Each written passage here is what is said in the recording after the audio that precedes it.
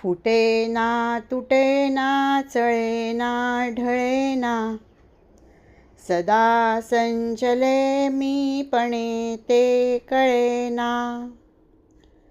तया एक रूपासी दूजे न साहे, मना संतानंत शोधूनि पाहे।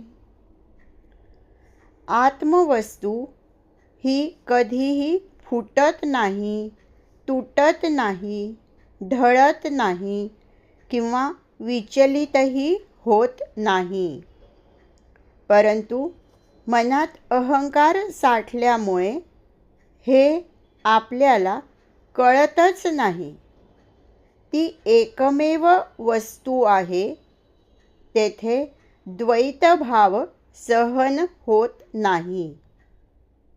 म्हणून हे मना, जे शाश्वत आहे त्याचाच तू शोध घे।